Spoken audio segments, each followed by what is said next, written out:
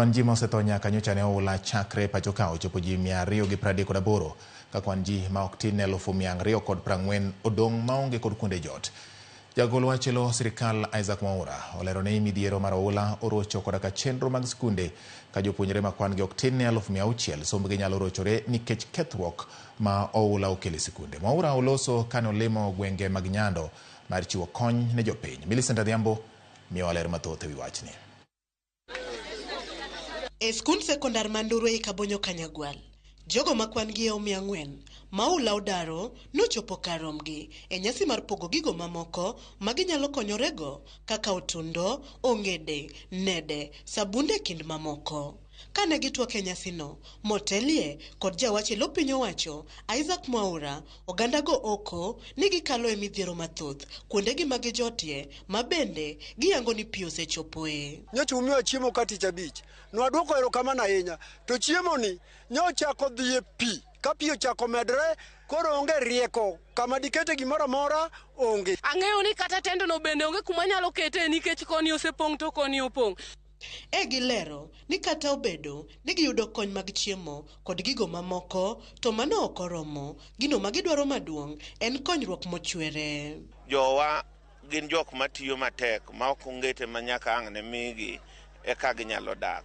Gima jowa dwaro ne migi platform mondo gitim gigegi kaka jomoko ma kuonde mamoko timo ma onge ne wabet warito kony. Koro ne wakwa sirikal ni ka ginyalo biro gi solution mar gero gabions along the lake mondo mi pi kik duog oko mondo ji alwora. Mano ne nyalo bet nwa gima ber. Jawachilo piny owacho Isaac Mwaura to kane loso gi jofwambo e seche mane olimo jo Kabonyo Kanyagwal, olero ni sirikal osechako keto kenge mag kedo kod oula mondo mi jogo mayudo hinyruok oyud konyruok mochwere. Bende ojiwo oganda modak alwora mar Nam Lolwe mondo dar mitas 30 mabor gi pi nam. We are not going to allow anyone to go back to the riparian areas. Please take note. 30 meters, nobody is going to be allowed to go back. This is an opportunity for us also to rectify poor urban planning. Not wait to be rescued and evacuated. Move to safer grounds where they have already been established and they have already been identified. Kalure kod milome, majatend piny William Ruto, manyogol kod jawachilo piny owacho Isaac Mwaura, midhiero mar oula onyoro sectors kaka somo, pur kod wuoth. Nyaka sani, kwan skunde ma oula oserocho, oting'o skunde primar 1,203. Nyithind primar mangimagi orochore gin 439 kod 81. Skunde sekondar ma kwan giromo 294. Nyithind sekondar mangimagi orochore gin 124, 358. Choche mag skunde mosekethore gin 3,945. Witat klese ma bende pi oseketho mag sekondar romo 81. Oula bende oseywero puothe maromo hekalo 7,533 ka jamni duto ma oula osenego kendo lal godo gin 4,003.